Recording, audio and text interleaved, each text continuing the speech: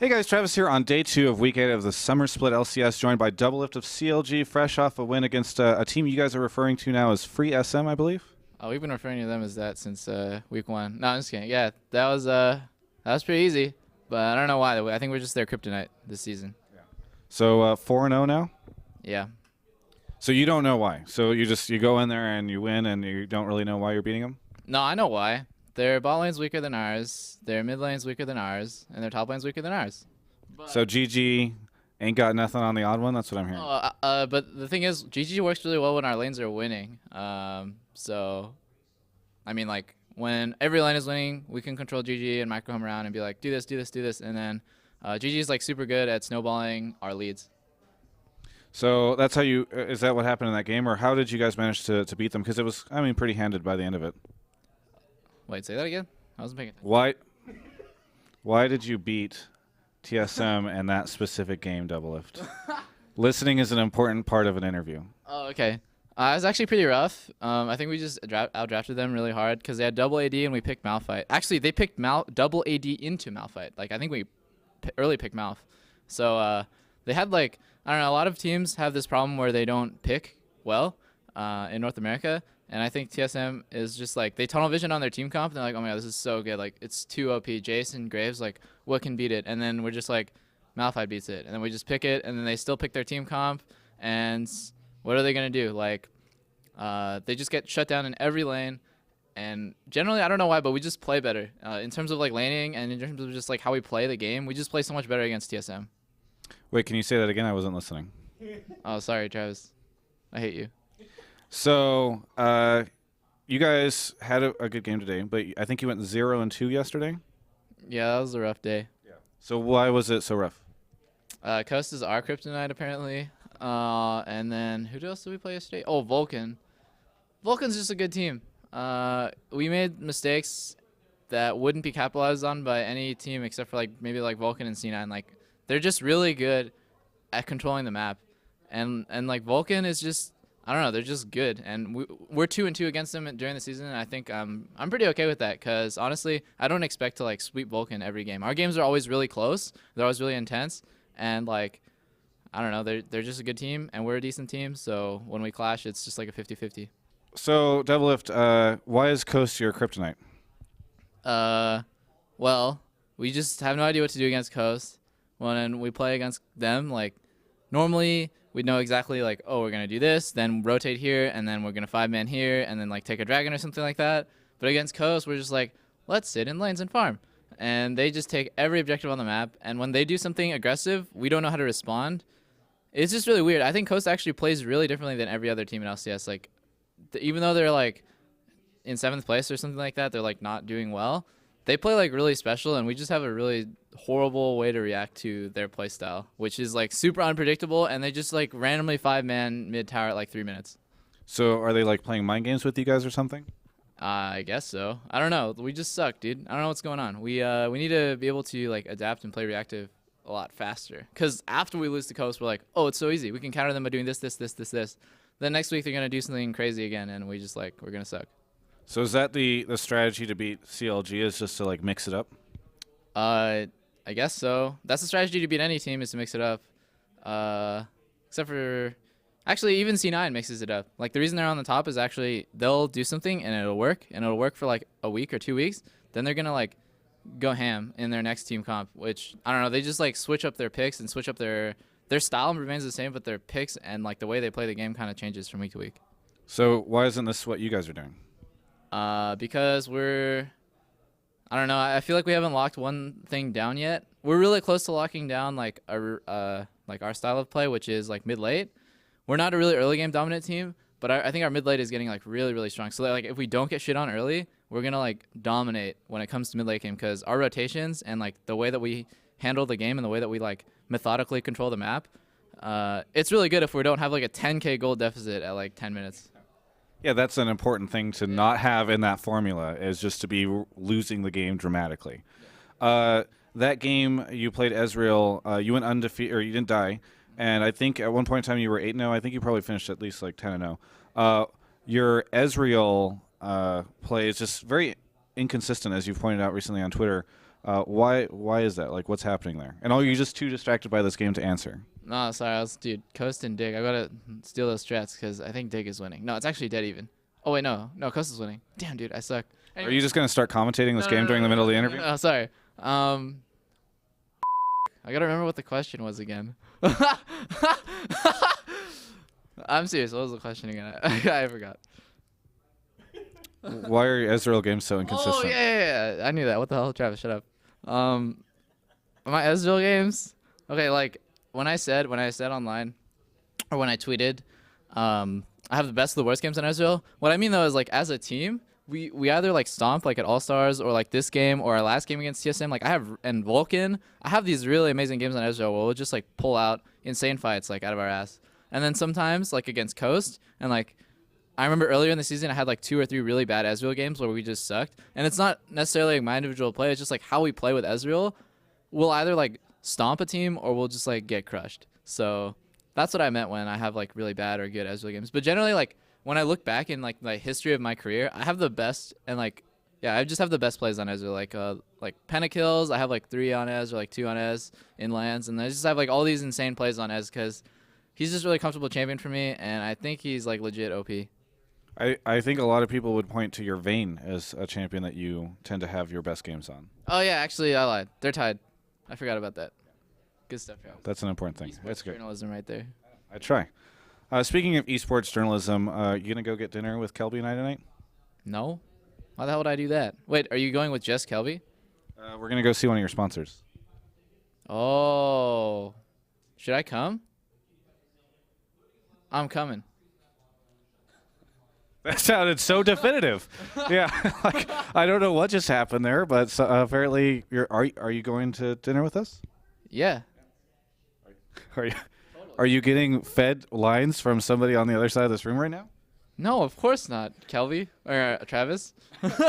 Yeah, way to keep it not suspicious.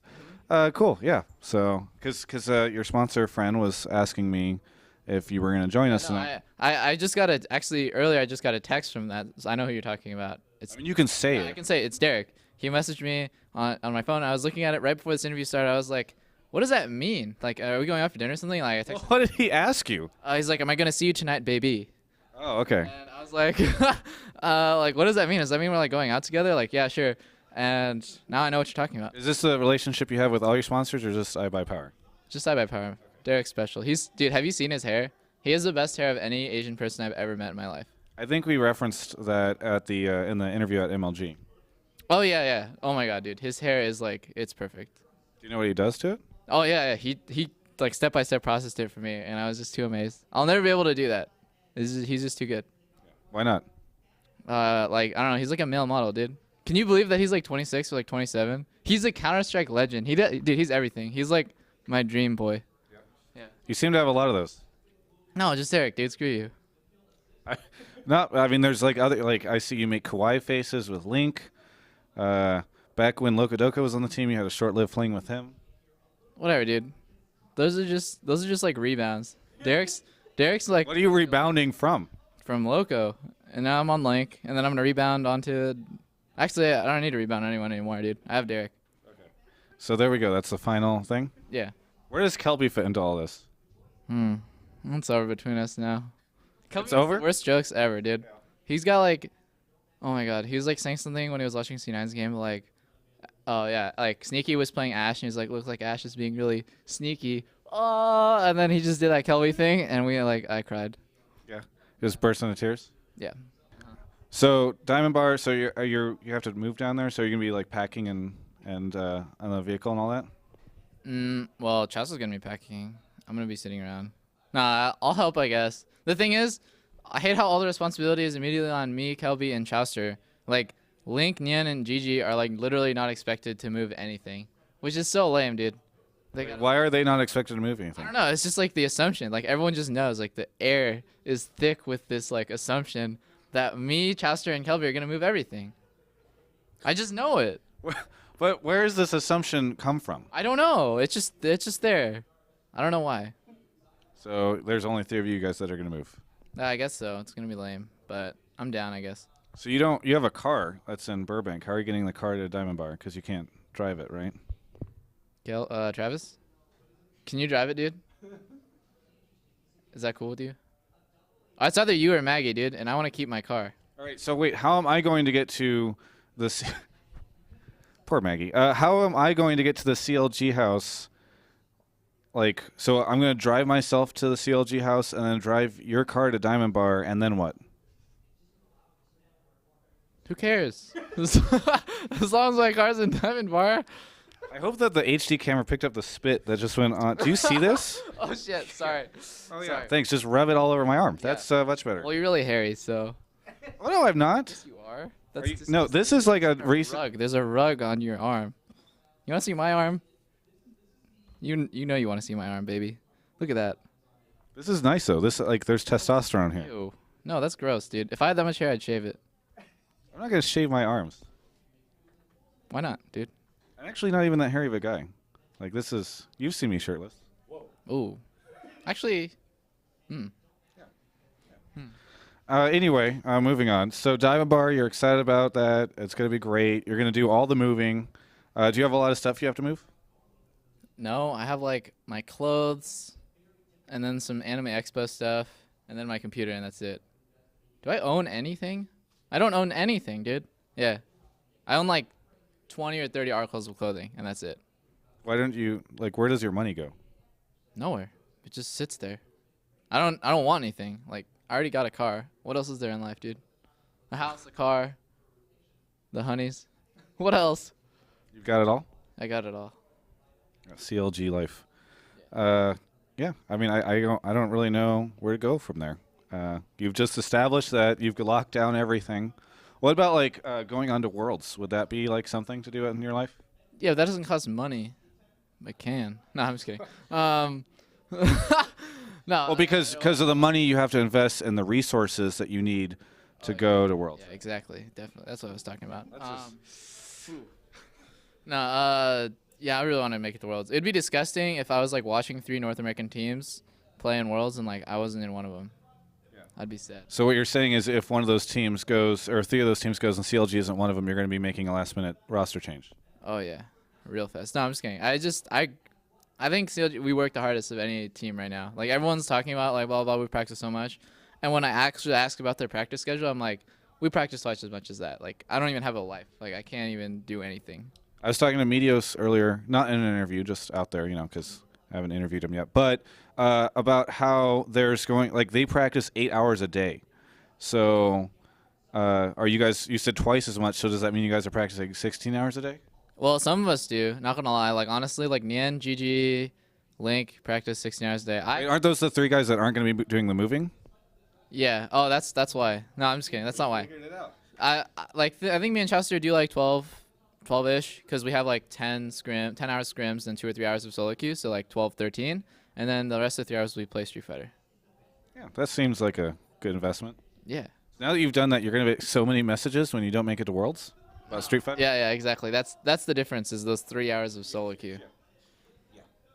All right, anyway, this Coast Dig game wrapping up soon. Do you want to give us an update? Dude, Gragas, or Scar's a god. I think he just stole Baron with Gragas. That's too good. I think Dig is still in the game, not gonna lie.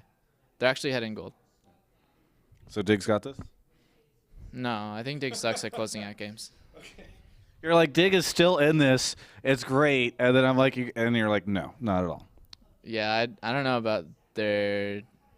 Oh, God, dude. It's all on PewDiePie. Honestly, PewDiePie, everyone thinks Dig and Toss, and they're like, Scar is the best. And like, oh my God, Scar, he's the brains and the carry. And really, Dig and Toss is right now. Scar is good. But PewDiePie has the most deaths in LCS for 2 seasons straight, and like PewDiePie is just like, he is Dignitas right now. If he does, you said PewDiePie has the most deaths. Sorry, Kiwi Kid has the most deaths. Okay. He's got like 88 or like 95 or some shit. So, but then whenever PewDiePie does well, he can carry that team, and then whenever he does bad, they just lose. Do you think that North America's biggest strength is its AD carries? I think it's just their ball lanes in general. Yeah. Actually, it is just the 80 carries, because in Korea they have the best supports, but the 80 carries really suck. So finally, I want to address one last topic. There's a new patch that just hit, and you guys are going to play on it in about a week and a half. I've heard different things from different people, all sorts of All things. positive. Yeah, all positive. Yeah. Nothing but positive things about this patch from everyone. Yeah. So what are your thoughts on it? Oh well, I love it. You know, I can't love it, and I love it, love it. No, I'm just kidding. So the patch, it's a huge nerf to Cloud9. I think they're gonna start seeing like them actually start losing a lot of games because the way they play is snowballing early towers into dragons, into towers, into dragons. They're very good at rotating between different objectives, especially towers. Like if their control and pressure on towers is like the best of any team. That's why they win. Has nothing to do with their individual play. You see them get crushed in lane all day. They won today when like their top laner went 0-5 in a 1v1 lane. Like he just went 0-5 and they won. They crushed. So they just control towers super well. And now that towers are getting a huge buff early game, it's going to stop teams from being able to snowball anything but kills or like really, they're going to have to do something insane to get a tower early game, like in the first 8 minutes. So, you know, I've already played it on the new patch and I've done 2v1 lanes on the new patch. Like 2v1ing is no longer like a thing. Like 2v1ing is just like, you don't even get anything out of it. There's no advantage or disadvantage you get from 2v1ing unless you have like a specific strategy crafted for it. So, yeah, I don't know. I don't know how I feel about the new patch. I have to play on it more before I like have a really solid opinion. But I think it's good for CLG. Like I like it because it's really good for CLG. Like we're gonna start being a lot stronger because our weakness is early game. If you watch our games we lose, we get like a 5k gold deficit in like 2 minutes into the game. I don't even know how it's like possible. Yeah. But I'm not sure if it is. Yeah, no, it's not. But we just lose straight up off of early game. It's that counter logic. Yeah, that counter logic. But when I watch, the thing that all teams have been trying to do is, if you look towards LPL and OGN, those teams have not had a problem with this. They're like months ahead of our meta, and so like this whole 2v1 lane swapping and like getting early towers and snowballing off of that Cloud9 style, they're past that already. Like they already know the counter, they already know how to deal with it. They already know like everyone has already been there, done that. So it's kind of just a complete change to their metagame. So it's gonna be real interesting to see how those regions change how they play, because this is like a huge change for them. They've already like dealt with this early tower pushing thing, and they all know how to do it. So yep, I'm just interested to see how Koreans play with the new patch. So do you think that this is the beginning of the fall for Cloud9 and the rise of CLG with this patch 3.10? Should the subtitle be patch 3.10 the rise of CLG? Yeah, or the fall of Cloud9, or both, dude. Yeah, scribble this shit down on your calendars. Because, like, this is the day that Cloud9 just starts. I don't know. I think they're going to start sucking. But that's a pretty bold statement to make, considering we're negative in win-losses in LCS. That's okay. People need something to quote in the Reddit comments. Yeah, exactly. Yeah. And you're always there for them on that. I'm always there. You have any shout-outs, plugs you want to make at the end of this? Yeah. Shout out to our sponsors, iBuyPower, iBuyPower, Razer, NZXT, and Azubu. You had to cuss because you got so excited in the middle of that sponsor thing, or because you love all the sponsors, right? Yeah. No, rest in peace to the, yeah. And then also shout out to Riot and my fans, because without them I'd be pretty much nothing. Oh yeah, and also, there's too many damn Reddit comments or Reddit posts about me. I'm serious. It actually makes me feel embarrassed, because eventually people are gonna start hating me because I'm on Reddit so much. Yeah, okay. So this is a theory that myself and someone named Yutwin, rest in peace. We have this idea of the Reddit rubber band, where the more positive comments there are on you, like the further it stretches out, so that whenever it finally snaps, it hurts even more. Yeah, exactly, dude. So you're somebody's gonna kill you. I know. Like it's just been slowly growing since like All Stars, and like actually since like a year ago. Like now there's like literally 24 out of 25 posts on Reddit about me. Like I don't want to see that, because then there's just going to be hella hate. Yeah. I'm sorry. For what? What? For the people who want to post stuff. Oh. So you're apologizing because you're telling them not to anymore? Yeah, cut that shit out. Yeah. That's awful. So, but can we at least leave like one of the threads from this interview? No. Ah, okay, that's fine, Travis. Thank God. All right. Baby. Yeah, I appreciate that. For everyone, you're checking this out on Reddit, and this is the only Doublelift thread anymore on that page. But thank God it's there, because that keeps me in business, Thank you for that. That's one thing you've ever given me. You can check out the rest of our coverage of the LCS at gamespot.com/LCS.